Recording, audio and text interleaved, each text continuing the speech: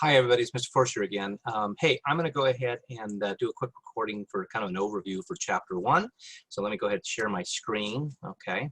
And I'm just going to use some notes of mine and stuff. So you can kind of look at these, pause if you want to kind of go through the basics of what the chapters are. But I'm going to scroll down here to the kind of the chapter summary. So, you know, the question is going to be like, what's an operating system? You know, I like to tell people the nickel answer of an operating system is that it's a software program that interacts between hardware, software, and users, okay? Sometimes you'll hear the terms like, what's a Wintel? That's a Windows computer with an Intel chip or whatever, okay?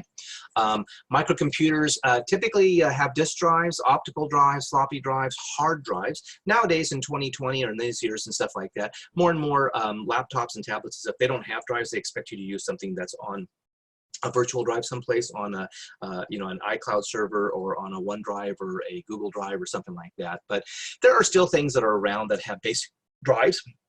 They have those and stuff that have floppy disks, but typically we also still have hard drives in our computer systems, as well as optical drives. So remember, these are just some basic terminology for an introductory book, okay? Computer systems are configured, typically usually have one hard drive and one CD-ROM drive, let's say, and a floppy, okay? Or nowadays we have USB sticks instead of floppies, okay? Again, it just really kind of depends on what you want for the system. Remember, this book is a few years old. It's not really relevant to worry about whether or not, you know, you still have a floppy drive, but the question would be is, if you were gonna give somebody a file and put it in their hands, well, you could either print out a hard copy, or you would probably transfer it on a USB stick and then hand on the USB stick, okay? Or back in the day, you'd burn it on a CD and hand them the CD, or put it on a floppy and hand them the floppy. It's what we used to call the sneaker net. Literally, you would put your sneakers on and you would walk over that piece of hardware and stuff and give it to somebody or mail it to somebody, okay? Next thing in the chapter is going to talk about booting the system, you know, cold boots versus warm boots and the BIOS and the boot sequences. And so that's kind of an important thing to kind of know a little bit about how computers kind of work. Again, this is not electronics class, but some basic elements that you know, and that in that boot sequence and stuff, when it loads the BIOS and stuff, and eventually it's got to go ahead and load the operating system into memory, and then it's going to load the command exe file and stuff that gives you access to internal commands, okay? And again, we're going to hear those terms about, you read these terms about internal versus external commands. Internal commands are ones that are embedded in the CMD file, whatever, command com file that gets loaded into memory, so they're always available. External files and stuff are ones, kind of like apps that you would have on a phone, that they require more resources to run. They're not built in because they don't know which app you want to really run, so you call them as an external command to run them, rather than saying some of these internal commands, you want them all the time. You want to be able to do that, and you want them embedded into the memory as you're going through that, okay? And so, you know, well, anyway, programs versus, you know, data, we understand that, right? We've always talked about where our data files is like our paper for our poli-sci class, or our music file for our album or whatever, or a movie file or something like that. And so you're going to go through the basics of, you know, what's a file name and what's a file extension. And then we have basic things called commands, right? Remember, this is going to be from the command prompt and stuff, so it's a command line interface.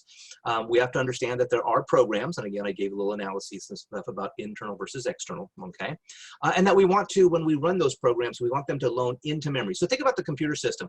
If you said that, hey, today I want to turn my computer on and I want to use Microsoft Word, you might want Word automatically uploaded into the computer's memory because you're going to use Word today. But what if tomorrow you don't use Word? Do you want to waste the resources for Word? No, so you want to call upon Word when you want it to be, okay? So programs are loaded based upon demand use, okay? And so we need to say, well, how do we launch that program? Well, we need to know is, what is the name that that program is associated with? What's the file name that it's associated with? And then we want to launch that file name. And in the world of the GUI interface, we made a little icon on the desktop so we can click or double click on it and launch it. Basically what it does, the icon is the picture, and behind the picture is the command line to execute the actual file name to then load that thing into memory and start working, okay? But even when we get to the next level, when you work on, say, Word, and you open up a word processing document, are you going to spell check every time you open that word processing document? No, you might spell check once in a while, but well, then why do I need to load the spell check routine every single time if I'm not? Why don't we just make the spell check load when you hit an icon on the ribbon bar? So you say, hey, I'm ready to spell check. Now load the spell check routine program into memory to execute that, okay? And so there's this management of memory and stuff and how we deal with taking something from the hard drive and getting it to become operational with the operating system, okay? Some basic commands and stuff from the command line interface is going to be things like directory. How do we get a listing?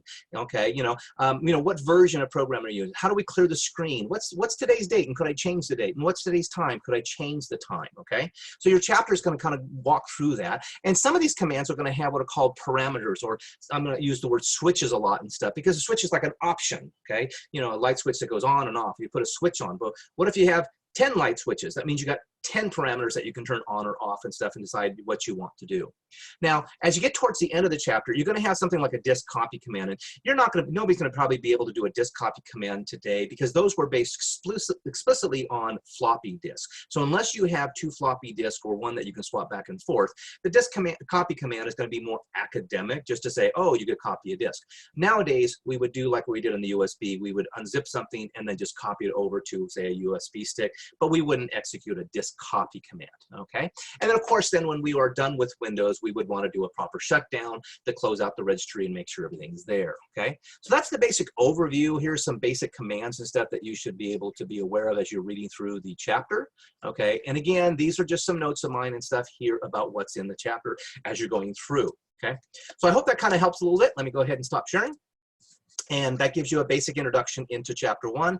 Once you read the chapter and you kind of go through and try some of those commands, try some of those activities, you get to the end of the chapter, you're like ready to kind of start working on the homework. The homework are going to be those study guides that are there in Canvas for chapter 1. That are going to be a lot of true, false, multiple choice.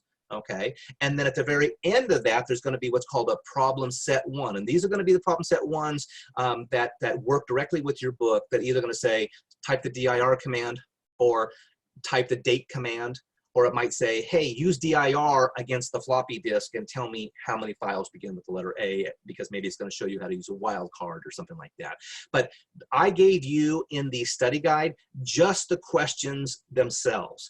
I didn't give you the instructions on the problem set 1. So you'll want to read the instructions from your textbook, okay? And when you find the answers, you want to mark up the answers on your study guide. So the study guide just has questions and answers, not instructions. Does that make sense? Most of it is going to be just general multiple choice and true false questions. But those problem set 1 activities are typically going to require you to do something on the computer, find the results against the student activity disk, and then answer the multiple choice question that you then mark up on that study guide. Anyway, so I hope that kind of helps you, gives you kind of an overview for chapter 1. Let me go ahead and stop recording. You guys have a great day.